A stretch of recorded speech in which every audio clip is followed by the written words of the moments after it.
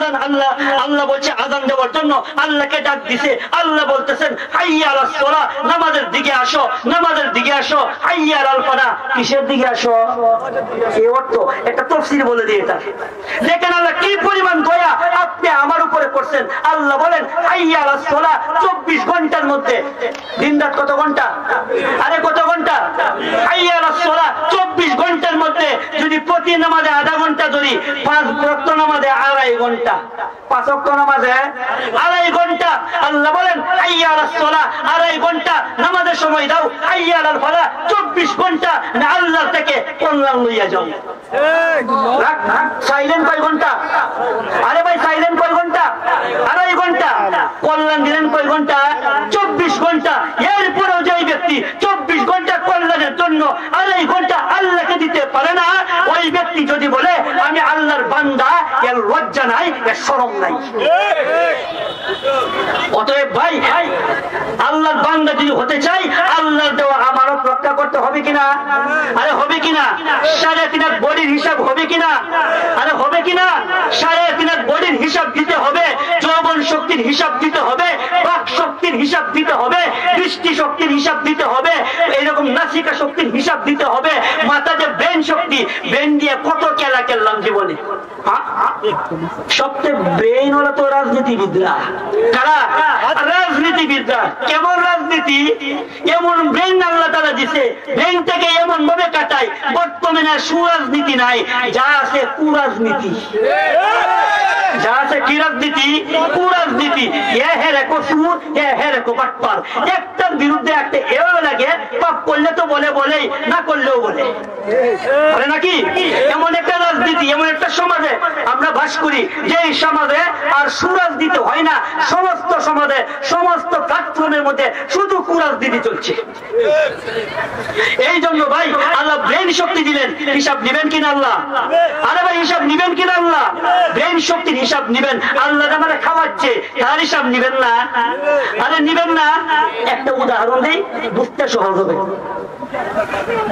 উদাহরণ হলো এক ব্যক্তি ভরে থাকে বাচ্চা বাচ্চা বাবার কথা শুনে না নাই বুঝি সমাজ এমন বাচ্চা অভাব নাই ওই বাচ্চা হাঁটতে হাঁটতে কাজ না করে ঘরে আসছে বাবা ডাক দিয়ে বলে কি ব্যাপার তোরে বললাম কাজ করার জন্য করলি না কেন ও শরীরটা ব্যথা করতেছে এই জন্য তোকে আর ভাত দেওয়া যাবে না 3 দিন পর্যন্ত ঘরে আটকায় রাখছে খাওয়াইয়া না খাওয়াইয়া না খাওয়াইয়া খাওয়াইয়া না খাওয়াইয়া না খাওয়াইয়া আটকায় রাখছে এটা কোন রূপে দরজা ভাঙ্গে বলাইছে খাইতে তো হবে কই যাবে যাইতে যাইতে গেছে কিশোরগঞ্জে যাই তার হোটেলের সামনে দিয়ে যা তার হোটেলের যে মেসিয়ার আছে না ওইটা ডাকতেছে আসেন আসেন পোলাও আছে বিরিয়ানি আছে বুরহানি আছে কাচ্চি আছে কাবাব আছে মশলা আছে পুরি আছে এরকম ভাবে মাছের তরকারি আছে গোশতের তরকারি আছে আসেন ভাই লোভনীয় খাবার আছে ছেলেটা চিন্তা করলো 3 দিন যাবত আমি ঘরে বসে রাখলাম এক বেলা আব্বা খাওয়াইলো না হোটেলের সামনে দিয়ে যাইতে আমাকে ডাকে এত সুন্দর সুযোগ সুবর্ণ সুযোগ হারাই কেন হেগে ঢুকছে গেছে খাইতো 3 দিনে কোথা কি পরিমাণ খাইবো ভালো করে বুঝছেন আচ্ছা মতো খাইছে খাওয়ার পরে মেসিয়ারে জিগা স্যার আরো কিছু লাগবে যে পরিমাণ খাইছে তা কুক টুক দিলে মনে হয় হজম শক্তি হইতো কুক দিলেন খাওয়ার জন্য তো স্যার আরো কিছু লাগবে ও টান টুন তো দেই মাঝে মধ্যে এই যুবক দেয় কিনা টান আরে দেয় ও টান টুন তো দেই মাঝে মধ্যে এবার দিছে একটা টান সিগারেট খাওয়ার পরে এক পকেটে হাত দিয়া যাইবো কোন দিক দিয়া আরে হোটেলের কয় দরজা আরে ভাই হোটেলের কয় দরজা একটা মাত্র দরজা ম্যানেজারের সামনে ম্যানেজারের সামনে দিয়ে যখন যা ডাক দিয়ে বলে কই যাও বিল দিয়া যাও ও বিলটা কিসের ওই যে খাইলা ও ডাককে না খাওয়াইলা বিল দিবে কেন ডাককে না খাওয়াইলা আরে পাগল মেসিয়ারের কাজ হলো ডাককে খাওয়ানো আমার কাজ হলো বিল নেওয়া বিল দিয়ে যা এবার বিল দেব কোথা থেকে বিল যখন নাই কাপড় খুলে উলঙ্গ অবস্থায় ছেড়ে দিছে ভাই একটু ভাবেন তো এক বেলা খাবারের জন্য বিল দিতে পারে নাই এই জন্য যদি কাপড় খুলে রেখে দেওয়া হয় 40 বছর 60 বছর 80 বছর 90 বছর 100 বছর আল্লাহর কাইলাম আল্লাহর পড়লাম এরপরেও আল্লাহর কথা শুনি নাই আল্লাহ বিল নিবে না আল্লাহ বিল নিবে না অবশ্যই আল্লাহ বিল নিবে হোটেল থেকে যেরকম যাওয়ার রাস্তায় একমাত্র একটা ম্যানেজারের সামনে হাসরের মাঠে আরশের সামনে। কোথায়? আল্লাহর আরশের সামনে। আল্লাহ বলেন যখন জিজ্ঞেস করবেন বিল দিয়ে যাও, যেই পরিমাণ নিয়ামত তোমাকে দিছিলাম এই পরিমাণ নিয়ামতের বিল দিয়ে দাও, পারবেন তো দিতে? আরে দিতে পারবেন কিনা? হাদিস মনে হয়ে গেল মুস্তাদরাকের হাকিম হাদিসের কিতাব, যেখানে লেখা আছে নবী আলাইহিস সালাতু ওয়াস সালাম বলেন এক ব্যক্তি 500 বছর ইবাদত করলো। এই ঘটনা বলে শেষ করতেছি, বক্তা বলে চলে আসতেছে। এক ব্যক্তি কি করলো? 500 বছর ইবাদত করলো, নির্বেজাল ইখলাস ছিল, নির্বেজাল ছিল, মারা গেলেন। রাসূল বলেন তাকে আল্লাহ বলবেন যাও আমার দয়াতে তোমাকে জান্নাত দিয়ে দিলাম। লোকটা ডাক দিয়ে বলেন 500 বছর ইবাদত করলাম যার মধ্যে কোনো বেজাল ছিল না, ইখলাস ছিল, ইখলাস নিয়ে 500 বছর ইবাদত করলাম আল্লাহর দয়াতে জান্নাতে যাওয়ার জন্য। আল্লাহ তার কথার ভ্রুক্ষেপ করবেন না। দ্বিতীয়বার বলে ও ফেরেশতা তাকে জান্নাতে নিয়ে যাও। আবার ডাক দিয়ে বলেন 500 বছর ইবাদত করলাম আল্লাহর দয়াতে যাওয়ার জন্য, কথাটা শুনবেন না। আবার বলেন যাও নিয়ে যাও জান্নাতে। আবার যখন বলেন আল্লাহর দয়াতে যদি জান্নাতে যেতে হয় 500 বছরের ইবাদতের কই গেল আমার? এবার আল্লাহ ডাক দিয়ে বলেন কি বান্দা কি চাও? হিসাব মিলাইবা? তুমি কি চাও? হিসাব মিলাইবা? বলে হ্যাঁ হিসাব মিলাবো। আরে ভাই কি মিলাইবে? ভালো করে বুঝেন ভাই, আমি শেষ করে দিচ্ছি। এদিকে তাকান, এদিকে মুতাওয়াজ্জিহ হন। কি বোঝানোর জন্য বলছে? হিসাব। আল্লাহর সাথে কি মিলাইবো? হিসাব। আল্লাহ বলেন কি মিলাইবা? বলে হিসাব। কত বছরের ইবাদত? 500 বছরের ইবাদত। এবার সামনে দাঁড়াইছি মিলাও। 500 বছরের ইবাদত দাঁড় করাইলেন। আল্লাহ বলেন 500 বছরের ইবাদত করছো তুমি, এর হিসাব নিতে আসছো? বলে হ্যাঁ। আল্লাহ বলেন ও বান্দা আমি তোমাকে 3.5 হাত বডির মাধ্যমে এক জোড়া চোখ দিছিলাম। এক জোড়া কি দিছিল? আরে ভাই এক জোড়া কি দিছিল? এক জোড়া চোখ দিয়ে মানুষ হয় না, আরো কিছু লাগে। আল্লাহ কি বললেন? এক জোড়া চোখ দান করছিলাম। ও বান্দা বলো এক জোড়া চোখ যদি তোমাকে না দিতাম তুমি কি ইবাদত করতে পারতা? সে বলে না আল্লাহ এক জোড়া চোখ যদি আমার না থাকতো 500 বছরের ইবাদত আমি করতে পারতাম না। আল্লাহ বলেন ও বান্দা বলো তোমার 500 বছরের ইবাদতের দাম বেশি, আমার এক জোড়া চোখের মূল্য বেশি। আরে কিসের মূল্য বেশি? ওই লোকটা বলে আল্লাহ আপনার এক জোড়া চোখের মূল্য বেশি। আল্লাহ বলেন দরকার নাই, বেশিটা বাদ দিলাম, সমান সমান করো। কি বাদ দিল? বেশিটা বাদ দিলাম, সমান সমান করো। এইবার সমান সমান করলেন, মানে যেই মূল্যের চোখ সেই মূল্যের 500 বছরের ইবাদতের মূল্যে আল্লাহ এক জোড়া চোখ তাকে দিয়ে দিলেন। আর 500 বছরের ইবাদত কে নিয়ে নিলেন? আল্লাহ নিয়ে নিলেন।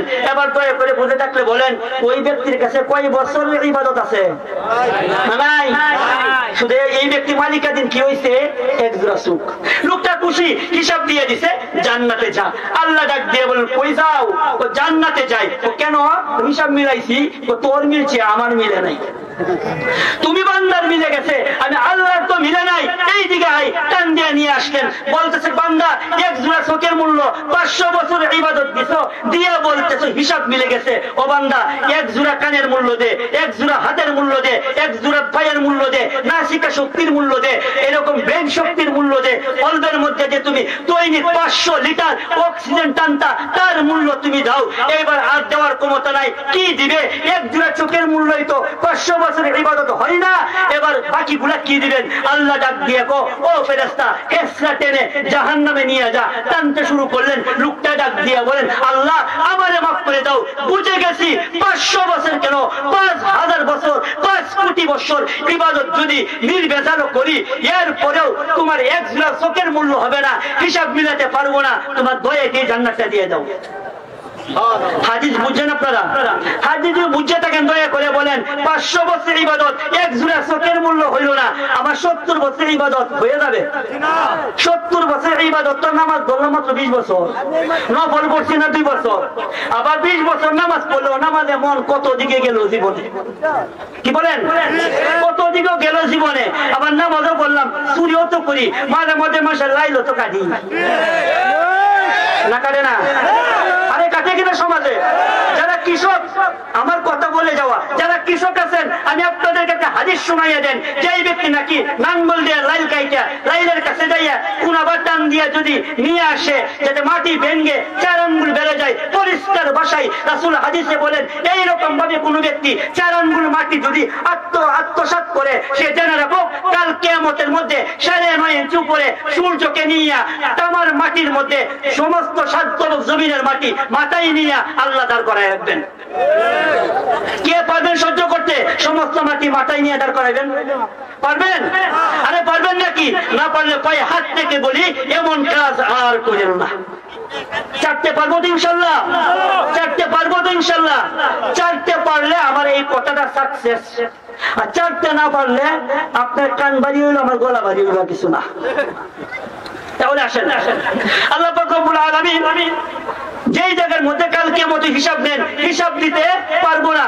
যদি আল্লাহ আমানতের হিসাব নেন, আমি আমানতের হিসাব দিতে পারবো না।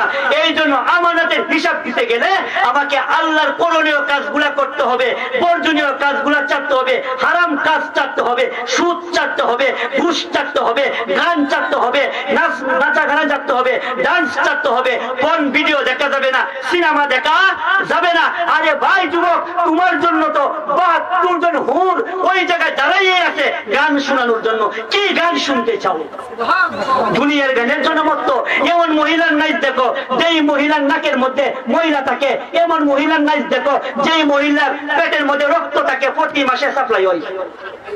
এমন মহিলার জন্য পাগল হয়ে গেছো।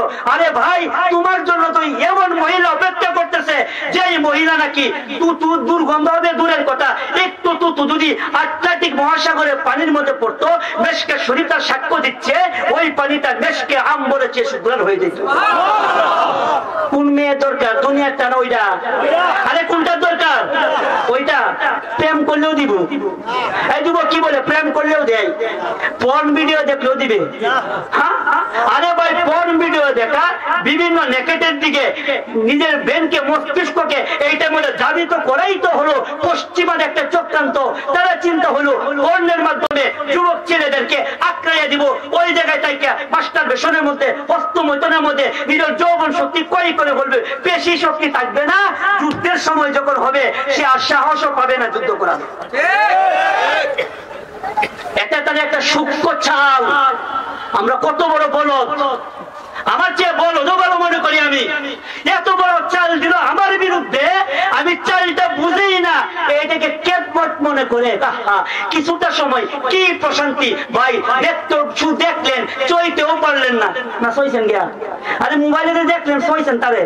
যেই মেয়ের বিভিন্ন উলঙ্গ দেখতে, উলঙ্গ ছায়াছবি দেখতেছেন, দেখলেন, শুধু চইতেও পারলেন না, নিজের একটা প্রশান্তিও আসলে না, ধরতেও পারলেন না, শুধু চাইয়ে দেখলেন, যৌবন শক্তি কই করলেন। কত বড় ক্ষতি আপনি করছেন? কত বড় ক্ষতি করছেন আপনি জানেন? অতএব ভাই, যৌবনটা আল্লাহর দেওয়া আমানত, যেটাই সেটাই কই করা যাবে না। যৌবন দিছিল 5 ওয়াক্ত নামাজ পড়ার জন্য, যৌবন দিছিল তাহাজ্জুদের নামাজের মধ্যে চোখ থেকে পানি করে গড়গড়াইয়া ফেলে বাচ্চার মতো কেঁদে আল্লাহর কাছে কেঁদে কেঁদে দোয়া কবুল করার জন্য যৌবন শক্তি দিছিল। দিনের বেলায় সূর্যের আলোতে বাতিলের বিরুদ্ধে, কাফেরদের বিরুদ্ধে লড়াইয়ের দরকার পড়ে, লড়াই করে রক্ত প্রবাহিত করে দিনকে সমুন্নত করার জন্য। এই জন্যই যৌবন শক্তি দিছিল আল্লাহ। যৌবন শক্তি কোথায় কই করি? যাই ব্যক্তি যৌবন শক্তি আজে বাজে কই করে, আমানতদারিতা রক্ষা করলো না, কেন করলো? তাহলে যৌবনের কেন করলো? যাই ব্যক্তি 5 বেলা নামাজের এক বেলা পড়ে না, সে আমানতদার না কেনতকারী? সে কেনতকারী। যাই ব্যক্তি সুদ খায়, আমানতদার না কেনতকারী? সুদের ব্যবসা নাই? আরে নাই। 80% করে সুদের ব্যবসা, 80% করে সুদের ব্যবসা। আচ্ছা মতো সুদকা, চক্রা হারে সুদকা, 100 টাকা করে সুদকা। কত বড় সুদপুর, আচ্ছা মতো সুদকা। সুদকাইয়া আবার দাঁড়ায় দাঁড়ায় বলে আমার মতো বড় মুসলমান কেউ নাই, আমারে সকলে সালাম দে। তাই জায়গাতেই কথাটা বলি যে সে মনে মনে ভাবে আমারে সকলে সালাম দে, সম্মানে না ডরে? ফেরাউনের মানছে কিনা? আরে ফেরাউনের মানতো না, তার প্রজারা সম্মানে মানতো না ডরে? নমরুদের মানতো কিনা? সম্মানে না ডরে? তোমারও মানে নমরুদের মানলো যেই কারণে, ফেরাউনের মানতো যেই কারণে, আবু জাহেলের মানতো যেই কারণে, তোমারও মানে সেই কারণে। তোমার দেখলেই ভয় করে পুলিশে ধরায় দিবা, নইলে অত্যাচার করবা। একটু আড়ালে তাইকে পিছনে তাকায় দেখো, তুমি যে সুদ খাও, তুমি পিছনে তাকায় দেখো, একটা কুত্তারে এত ঘৃণা করে না যেই ঘৃণা সমাজে মানুষ তোমারে করে। যেই ব্যক্তি সুদ খায়, ওই ব্যক্তি আমানতদারিতা রক্ষা করলো না আমানতের খেয়ানত করলো? সে আমানতের খেয়ানত করেছে। যেই ব্যক্তি আমানতের খেয়ানত করে ওই ব্যক্তি কাল হাসরে আল্লাহর কাছে কঠিন ভাবে জবাবদিহিতা করতে হবে। এখন কঠিন ভাবে জবাবদিহিতার অবস্থাটা কি হবে বলার সুযোগ পাই নাই। আমি বলতে গেলে সারা রাত লাগবে, কঠিন হিসাব দিতে চাই। এইদিকে যাব না। আরেকটা আমানতের কথা বলি, যেটা সমাজের দরকার। আমাদের সমাজে একটা মাদ্রাসা আছে কিনা? আরে আছে কিনা? আমি মনে হয় জুনিয়র একটা মাহফিল ছিল, আমার ওই জায়গায় বলছিলাম চরিত্র সমাজ সুন্দর হয় দুই ভাবে। এক হলো 5 ওয়াক্ত নামাজ সম্মিলিত ভাবে মসজিদে পড়ে, আর একটা হলো চরিত্র গঠন করে। কি গঠন করে? চরিত্র গঠন করে। বর্তমানে চরিত্র সব জায়গায় গঠন হয়, জেলখানা তো চরিত্র গঠন হয়। আরে জেলখানাতে নিয়ে যা ভালো করার জন্য না খারাপ করার জন্য? ভালো করার জন্য নিয়ে যা, খারাপ করার জন্য না। আরে পুলিশে নিয়ে যা, কেন চুরি করতো না? চুরি ছাড়তো। যারা আছে জিজ্ঞেস করে দেখেন, এরা নিয়ে যা চুরি করতো আর না ছাড়তো? ছাড়ার জন্য। জেলখানা নিয়ে যায় চুরি ছাড়ার জন্য, চরিত্র গঠন করার জন্য। মাদ্রাসা শিক্ষাও চরিত্র গঠন করার জন্য। স্কুলে চরিত্র গঠন করার কেন্দ্র, ভার্সিটি চরিত্র গঠন করার কেন্দ্র, অক্সফোর্ড চরিত্র গঠন করার কেন্দ্র, মদিনা বিশ্ববিদ্যালয় চরিত্র গঠন করার কেন্দ্র, আজহার বিশ্ববিদ্যালয় চরিত্র গঠন করার কেন্দ্র, বাংলা কলেজ চরিত্র গঠন করার কেন্দ্র, তিতুমির কলেজ চরিত্র গঠন করার কেন্দ্র, উন্মুক্ত বিশ্ববিদ্যালয় এটাও চরিত্র গঠন করার কেন্দ্র। এবার আপনি জরিপ করে দেখেন বাংলাদেশে কয়টা মানুষের চরিত্র গঠন হচ্ছে? ওইটাছে তো। জেলখানা নিয়ে যা, ডিম তেরা বিদে, কম্বল তেরা বিদে, বাইরিয়া সারিয়া দে, সুর হয়ে ঢুকে দেহাতে ভাইও।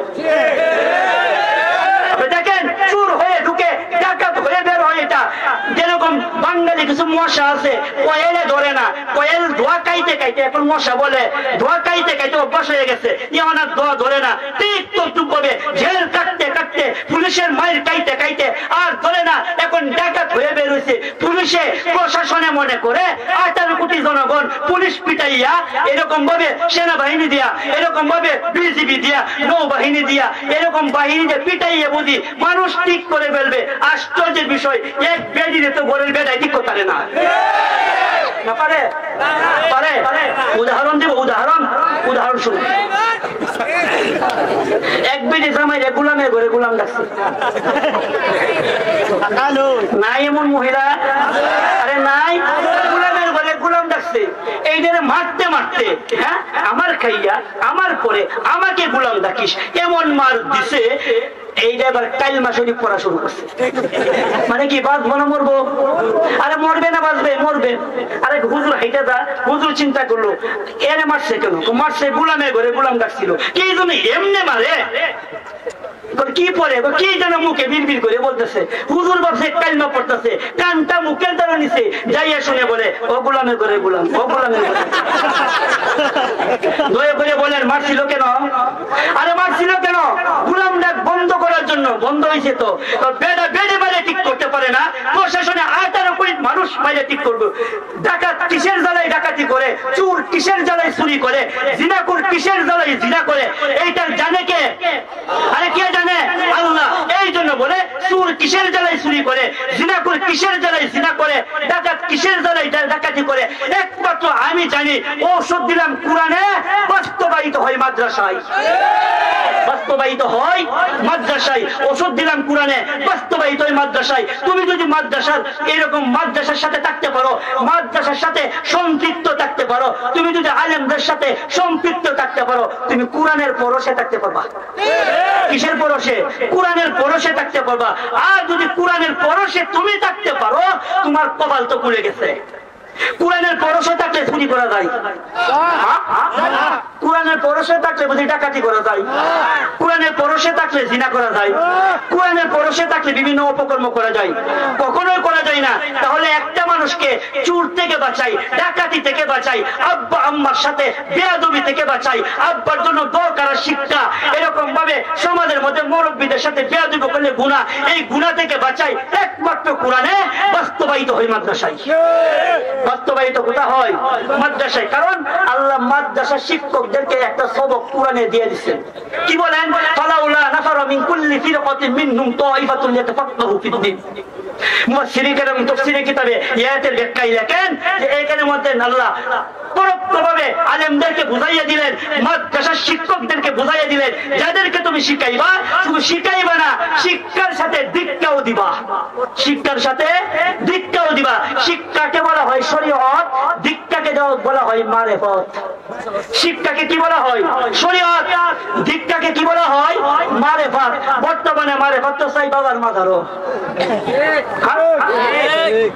যুবকরা বেশি দা পুরুষের মধ্যে যে গান শুনে বিভিন্ন জায়গায় কত বাবা যে আছে, কেউ মাইজ ভান্ডারি, কেউ তোল ভান্ডারি, কেউ উফরের ভান্ডারি, প্রত্যেকটা নাচ গান হয় মারেফত হাসিল করে। এগুলা মারেফত না, মরবার পথ। মারেফত না মরবার পথ। মারেফত তো আল্লাহ মাদ্রাসা শিক্ষা দিলেন, ফালাউলা নাফারা মিন কুল্লি ফিরকাতিন মিনহুম তাইফাতুন লিতাফাক্কাহু ফিদ-দ্বীন। তুমি মাদ্রাসার মধ্যে ছাত্রদেরকে ইলম শিক্ষাও দিবা, নামাজ শিক্ষা দিবা, নামাজ কিভাবে পড়া লাগে তা ট্রেনিং দিয়ে দীক্ষা দিবা। তাহলে কোরআনের শিক্ষা দিবা, মাদ্রাসার দীক্ষাও দিয়ে দিবা। যেই মাদ্রাসায় নাকি শিক্ষক শিক্ষা দেয়, দীক্ষা দেয় না, যেই মাদ্রাসায় নাকি শুধু ছাত্রদেরকে হাদিসের শিক্ষা দেয়, দীক্ষা দেয় না, কোরআনের শিক্ষা দেয়, দীক্ষা দেয় না, এরকম মাসআলা শিক্ষা দেয়, দীক্ষা দেয় না, এই শিক্ষকের শিক্ষকতা করার কোনো যোগ্যতা নাই। তাহলে শিক্ষক কাকে বলে? যে শিক্ষক নাকি ছাত্রদেরকে শিক্ষাও দিবে, দীক্ষাও দিবে। তৈরি হয় স্কুলে, তৈরি হয় স্কুলে, স্কুলে শিক্ষা দেয়। কদিন আগে ছিল না নাচিয়া, কত বড় অপমান!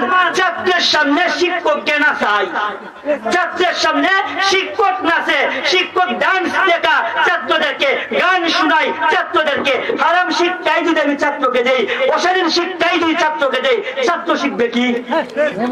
এই জন্য বলা হয় অশালীন শিক্ষা থেকে বাঁচতে চাও, মাদ্রাসা শিক্ষার সাথে সম্পৃক্ত হও। এই জন্য মনে করবেন হুজুর মনে হয় ইউনিভার্সিটির বিপক্ষে বলছে। একটা কথাও ইউনিভার্সিটির বিপক্ষে না। আপনার ছেলেকে ইউনিভার্সিটি পড়ান, আপনার ছেলেকে ডাক্তার বানান, আপনার ছেলেকে ব্যারিস্টার বানান, আপনার ছেলেকে মিনিস্টার বানান, আপনার ছেলেকে ইঞ্জিনিয়ার বানান, আপনার ছেলেকে পাইলট বানান, আপনার ছেলেকে বিভিন্ন শিক্ষা দিয়ে বিভিন্ন ডক্টর ডিগ্রি আনেন। আমার নানাই ছেলেকে বলেন দৃষ্টিভঙ্গি বদলাইতো, কি বদলাইতো? দৃষ্টিভঙ্গি বদলাইতো। আমি পাইলট হব, মুসলমানের খেদমত করব, ইঞ্জিনিয়ার হব, সমাজের খেদমত করব, এরকম ডাক্তার হব, সমাজের খেদমত করব। এমন ডাক্তার হইছি, গলা কাটা ডাক্তার নাই। আমি ডাক্তার হব, সমাজের খেদমত করব, এরকম ভাবে যদি এমপি হই সমাজের খেদমত করব, আর মেম্বার হলে রিলিফের মাইল গড়ে তুলবো। হ্যাঁ না, সমাজের খেদমত। মেম্বার হব, সমাজের খেদমত। যাই লেখাপড়া করেন, আপনার নেক যদি থাকে সমাজের খেদমত করব, ধর্মের খেদমত করব, ইসলামের খেদমত করব। ইঞ্জিনিয়ার হলেও সব, পাইলট হলেও সব, ডাক্তার হইলেও সব, এরকম ভাবে এমপি হন সব, উকিল হইলেও সব, যদি ঘুষ না খায়। তাহলে কি লেখাপড়ার বিরুদ্ধে কইলাম? লেখাপড়ার বিরুদ্ধে বললাম না। লেখাপড়া দিয়ে চরিত্র গঠন না করতে পারলে তার বিরুদ্ধে বলছি। লেখাপড়া করে চরিত্র গঠন করতে হবে। তাহলে চরিত্র গঠন করার সবচাইতে বড় কেন্দ্রবিন্দু হলো, চরিত্র গঠন করার সবচাইতে বড় প্ল্যাটফর্ম হলো, সুনাগরিক তৈরি করার সবচাইতে বড় প্ল্যাটফর্ম হলো একমাত্র মাদ্রাসা। একমাত্র মাদ্রাসা। আর চরিত্র গঠন করার একমাত্র বইয়ের নাম হলো আল কোরআন। একমাত্র বইয়ের নাম কি? আল কোরআন। কারণ আল কোরআন একমাত্র সাবজেক্ট, যেই সাবজেক্টের মধ্যে এমন কোন দিক নাই যেই দিকে চললে মানুষের সমাজ বাস্তবায়িত সুন্দর হবে। সুন্দর সমাজ করার এমন কোন দিক নাই যেই দিকটা আল্লাহ পাক রব্বুল আলামিন কোরআনে তুলে নাই। আপনাদের মধ্যে বাকি আছে নাকি কোন দিক? বাকি আছে থাকলে বলেন, আমি জবাব দিয়ে দিই। কোরআন দিয়ে থাকলে বলেন, আমি কোরআন থেকে একটা দলিল দিয়ে দেন। কোন দিকে ধরবেন? কোরআন কোন দিক বলে নাই যেই দিকে চললেই সুন্দর সমাজ গঠন করা যায়? দয়া করে বলেন, আপনারা সুন্দর সমাজের পক্ষে না দুর্নীতি যুক্ত সমাজের পক্ষে? দুর্নীতি মুক্ত না দুর্নীতি যুক্ত? মুক্ত না যুক্ত? মুক্ত। সরকারে এই সমাজটা সরকার ঠিক করে দেবে। সরকার ঠিক করবে, ডাক্তার ঠিক করবে, ট্রাম্পে ঠিক করবে, বাইডেনে ঠিক করবো নাকি আমাদের এমপি মন্ত্রী ঠিক করবে? আরে ইউনিয়ন থেকে চেয়ারম্যান এসে ঠিক করবে? কে ঠিক করবে? আমার সমাজ আমাকেই ঠিক করতে হবে। আমার সমাজ আমাকেই ঠিক করতে হবে।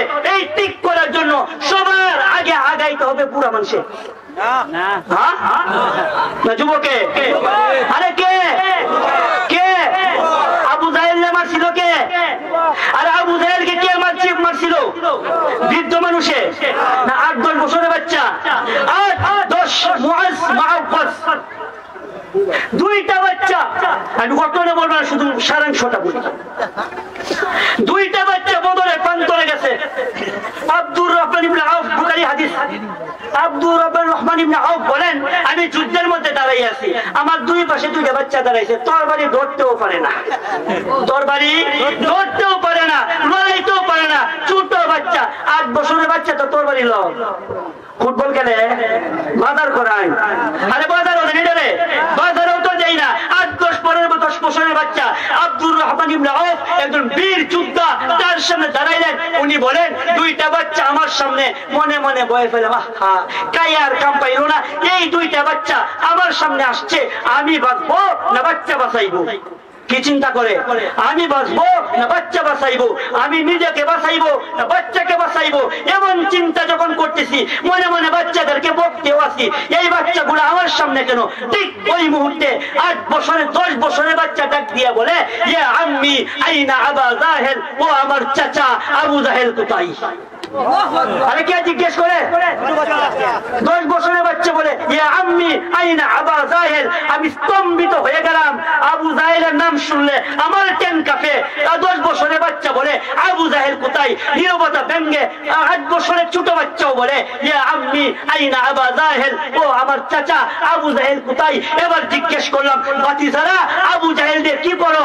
দুই ভাই উত্তর দিল, ঘর থেকে যখন দুইটা ভাই বের হয়ে আসছি, পাক্কা ওয়াদা করেছি মক্কার মধ্যে নবীকে নাকি আবু জাহেল খুব মারছে, সেজদা দিলে উটের নারী বুড়ি গালের মধ্যে দিয়ে দিতেন।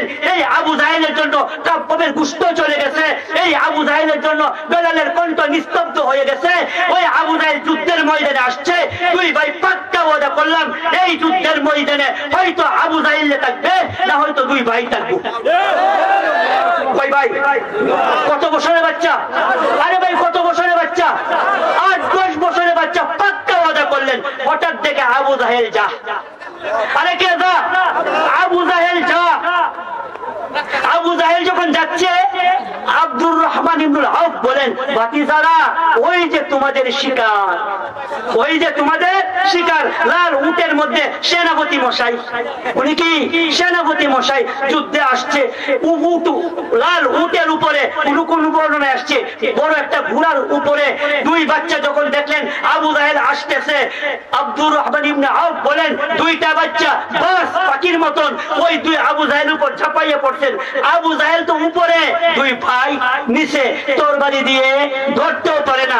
10 বছরের বাচ্চাটা এইসব করে। 8 বছরের বাচ্চা বলে, ভাইয়া ওকে এইভাবে ধরাশায়ী করা যাবে না, ওর ঘোড়ার ট্যাং কেটে দাও, ওর ঘোড়ার ট্যাং কেটে দাও।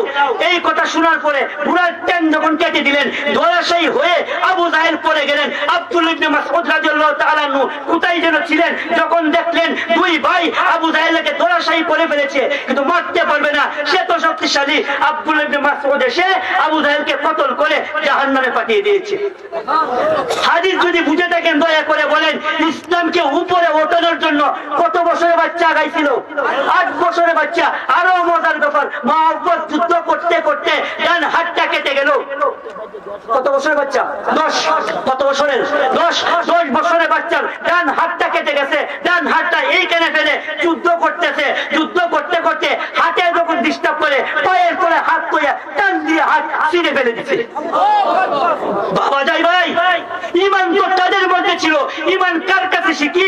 গুগলের কাছে ইমান শিখি, ইউটিউবের কাছে ইমান শিখি। ইমান শিখতে হবে মুআজের কাছে, ইমান তো শিখতে হবে আবু বকরের কাছে, ইমান তো শিখতে হবে উমরের কাছে। পাবো কোথায়? আলেমদের কাছে।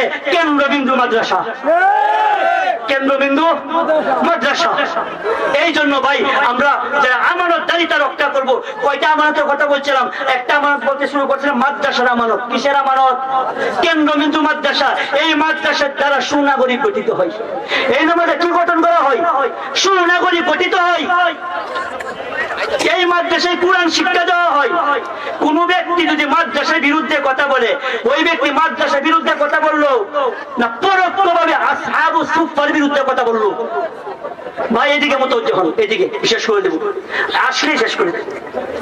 দয়া করে বলেন, কোন ব্যক্তি যদি মাদ্রাসার বিরোধিতা করে, সে শুধু মাদ্রাসার বিরোধিতা করে না পরোক্ষভাবে আসহাবে সুফফার বিরুদ্ধে করে? আসহাবে সুফফা রাসূলের বানানো যুগ শ্রেষ্ঠ ছাত্র, যুগ শ্রেষ্ঠ ছাত্র। ওই আসহাবে সুফফার নকল হরকত হলো আমাদের মাদ্রাসা, নকল হরকত হলো আমাদের মাদ্রাসা। যেই ব্যক্তি নাকি মাদ্রাসার বিরুদ্ধে কথা বলে, সে পরোক্ষভাবে আসহাবে সুফফার বিরুদ্ধে কথা বলে। যে আসহাবে সুফফার বিরুদ্ধে কথা বলে, সে পরোক্ষভাবে নবীর বিরুদ্ধে কথা বলে। যে নবীর বিরুদ্ধে কথা বলে, এমন একটা ব্যক্তির জন্ম বৈধ হতে পারে না। অতএব ভাই, মাদ্রাসার বিপক্ষে যাওয়া না পক্ষে থাকা? কিভাবে? কিভাবে? সাহায্য সহযোগিতা না করিয়া, না সাহায্য করিয়া? আরে সাহায্য সহযোগিতা করে না না করে? করে। মাদ্রাসা শিক্ষকটাকে, আলেমটাকে, আলেমদের সাথে ঐক্যবদ্ধ হইয়া মাদ্রাসাকে গঠন করার চেষ্টা করা, দায়িত্বটা পালন করবে। বৃদ্ধ না যুবকে? বৃদ্ধ না যুবকে? 5 ওয়াক্ত নামাজের মধ্যে আগে থাকবে বৃদ্ধ না যুবক? সমাজ গঠন করার জন্য থাকবে বৃদ্ধ না যুবক? মাদ্রাসা গঠন করার জন্য কে থাকবে, বৃদ্ধ না যুবক? যুবক। যারা মতলবপুরবাসী যুবক যারা আছো, পায়ে হাত থেকে বলি, আর নামাজ ছাড়বা না, করতে ওয়াদা করো। আল্লাহর আমানত দিয়ে দাও, যৌবন শক্তির আমানত দিয়ে দাও। দেহ শক্তি